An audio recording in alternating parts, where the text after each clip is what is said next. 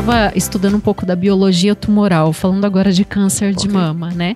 E eu vi que existe também, claro, existe níveis, né, de classificação, por exemplo, você está diante de uma malignidade, né? Você descobre ali um nódulo que tem toda essa tendência, enfim, chega o diagnóstico, a paciente tem câncer de mama.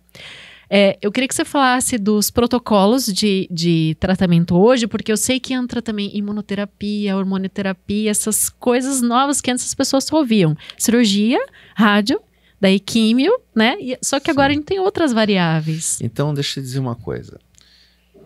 Já que tem estudante, né, para as pessoas em geral, mas para os estudantes de medicina, no mundo moderno a gente tem que ir se adaptando e você já deve ter ouvido falar que as pessoas não conseguem, ou não daqui para frente, não vão conseguir exercer a mesma profissão ao longo de toda a sua vida. Vão ter que ir se adaptando e fazendo novas profissões. Isso tem acontecido também na medicina. E isso aconteceu na minha carreira médica também. Eu cheguei em 2001 e até 2010 eu não fazia cirurgia plástica. Até 2011, na verdade. Eu não fazia cirurgia plástica de mama, né? Porque só eu faço cirurgia plástica, eu faço cirurgia plástica de mama. Não vão achar que eu faço cirurgia plástica, eu faço cirurgia plástica mamária, que é a minha especialidade. Eu não fazia até 2011. Por que eu comecei a me interessar e comecei a fazer cirurgia plástica mamária a partir de 2011? Fui para São Paulo, fui atrás aprender e começar a fazer. Porque eu percebi que eu precisava me antecipar às mudanças da mastologia. Porque na época, eu sempre acompanhei muito próximo, de forma muito próxima, o que estava acontecendo nas pesquisas de ponta. Inclusive, você passou um período em Nova York também, né? 2007.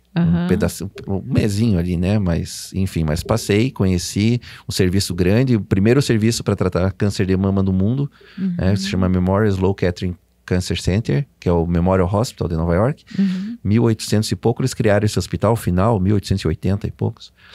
O primeiro hospital foi um hospital só para tratar câncer. E foi o primeiro do mundo que foi um hospital só. Hoje é tão comum ter hospital do câncer, mas o primeiro foi lá. É um dos 3 maiores centros de tratamento de câncer de mama do mundo. De câncer em geral e de mama. Mas eu estava te falando, voltando, em 2011, eu acompanhando as pesquisas para onde estavam caminhando as pesquisas do câncer de mama, eu percebi que em 10 ou 15 anos não existiria mais cirurgia de câncer de mama. Ela seria muito provavelmente substituída por formas de quimioterapia, imunoterapia, que estava na época surgindo não, mas estavam começando a ser aplicadas, né, as imunoterapias.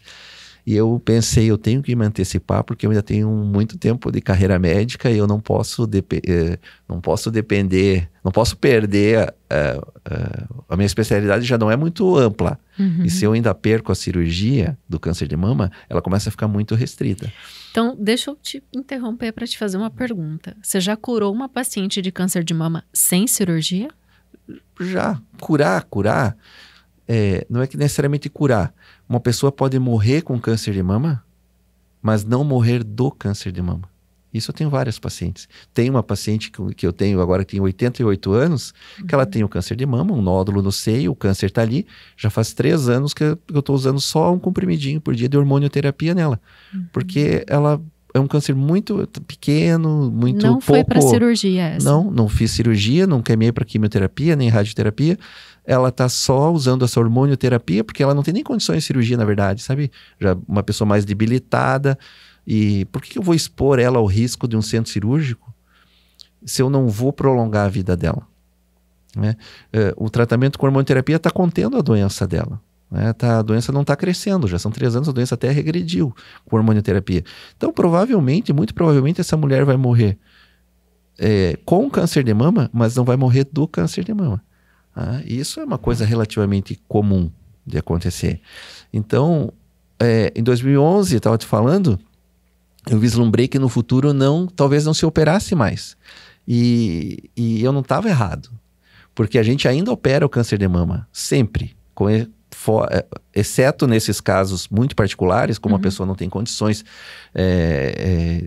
clínicas para se submeter a uma cirurgia, ou a pessoa tem muita idade, não precisa, não vai morrer disso, enfim, algumas situações, como regra geral, você tem que fazer a cirurgia do câncer de mama. Porém, está na iminência, nós estamos na iminência de que alguns casos de câncer de mama já não sejam mais operados. E talvez nos próximos anos, ou talvez uma década, talvez nenhum caso, praticamente nenhum. Operar o câncer de mama talvez passe a ser uma exceção. Hoje é a regra, você tem que operar. Mas talvez em poucos anos seja exceção. Por quê? Aí vem o link com a tua pergunta. Imunoterapia, quimioterapia, hormonioterapia. Essa linha de medicamentos evoluiu muito. Essa linha tem aumentado muito a taxa do que a gente chama de resposta patológica completa. Que é isso? Nome complexo, resposta patológica completa. Mas é o seguinte, você tem uma pessoa com câncer de mama, por exemplo.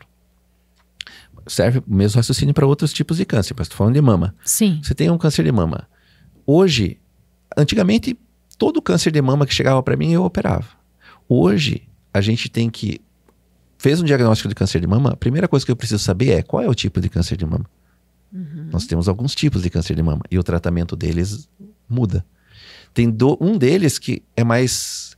Um dos 3 tipos que é mais aceitável, é mais fácil de você conseguir operar. Você só não vai operar se estiver muito grande, você tiver que fazer quimioterapia para reduzir um pouco para poder operar. Senão você pode operar, né, se não estiver muito avançado. Os outros 2 tipos de câncer de mama, você muito provavelmente vai começar pela quimioterapia. Tá? E joga a cirurgia para depois. Joga a cirurgia para depois. Por quê? A pessoa tem o câncer no seio, você não vai tirar ele de lá, você vai deixar ele lá. E você vai usar, então, quimioterapia, imunoterapia, dependendo do tipo, da situação. E aí, você vai fazer todo o tratamento de quimioterapia, e aí você vai operar. Quando você vai operar, você vai de novo repetir os exames, ver quanto que a quimioterapia reduziu, né? O que acontece hoje, os medicamentos são tão bons que grande parte das pacientes, quando elas vão fazer a cirurgia, já não tem mais câncer de mama. E aí você faz exames, não sente mais no toque, às vezes você sentia no toque, agora já não sente mais. Aí você faz mamografia, não aparece, faz ultrassom, não aparece, faz ressonância, não aparece. Entendeu? Tanto que você tem que muitas vezes marcar onde que o tumor estava para você, na hora da cirurgia, saber o que você tem que tirar. Porque senão você às vezes nem sabe mais onde que o tumor estava, onde ele estava, né? Então, isso se chama resposta clínica completa. Você tinha um câncer, você fez toda a quimioterapia. Quando você vai operar, você faz os exames, o tumor não aparece mais. Hoje, 2022, você ainda tem que operar. Tá? E quando você opera, tira aquela área e manda para análise. Quando você manda para análise pelo médico patologista, o patologista pode encontrar câncer ali. Né? Então, você não teve uma resposta completa. Mas muitas vezes o patologista, ele analisa essa área onde estava o tumor e ele não encontra mais nada de câncer. Não tinha mais nada, mesmo depois que você tira e manda para análise. Isso se chama resposta patológica completa. É quando você tem um câncer, faz a quimioterapia antes da cirurgia, você opera e não tinha mais nada de câncer. Então, e chegou assim já algum homem para você com câncer de mama? Porque é mais raro, mas homem também tem peito. Sim. Acontece. Até a adolescência, o peito do menino e da menina são iguais. A partir da adolescência, então o homem tem a semente. A partir da adolescência, a menina tem um tipo de hormônio que faz o seio desenvolver e o homem tem um tipo de hormônio que o seio não desenvolve. Embora possa, às vezes, no adolescente crescer um pouquinho o peito, se chama ginecomastia, é fácil de tratar, não é perigoso. Mas enfim, o homem tem mama, porque ele tem essa semente. E o homem pode ter câncer de mama, mas é muito raro o câncer de mama em homem.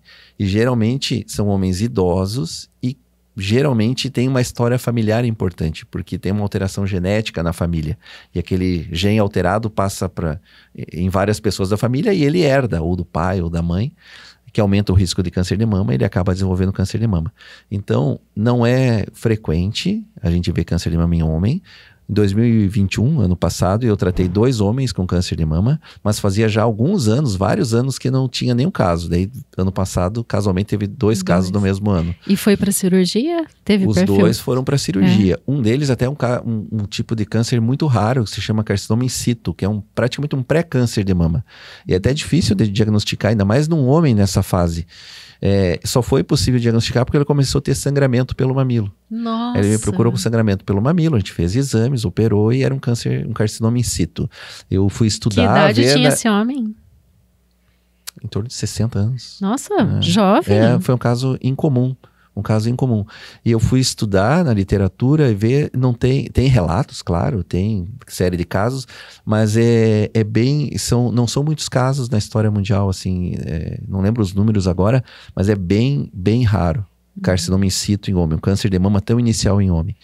O outro caso era um caso mais clássico, com um nódulo típico de câncer, só no tocar, no olhar, no ver os exames, você via que era um câncer, biopsiei, era câncer, foi operado, né? No homem, geralmente, a gente tira a mama toda, porque acaba que é só o que ele tem. E daí não reconstrói nesses casos. Não tem muito o que reconstruir, né? Porque só se a papila incomoda, se vai tirar o mamilo, por exemplo, o homem se incomoda de não ter mamilo, não tem pelo, porque às vezes tem pelo também acaba cobrindo e mascarando. Mas se nunca me aconteceu, mas se eventualmente se incomodar, o que dá para fazer é reconstruir a areola e mamilo. Inscreva-se no canal do YouTube da Unimed Pato Branco. Siga o podcast Fala aí Doutor no Spotify. E não perca nenhum episódio. Se você já nos segue, deixe a sua avaliação.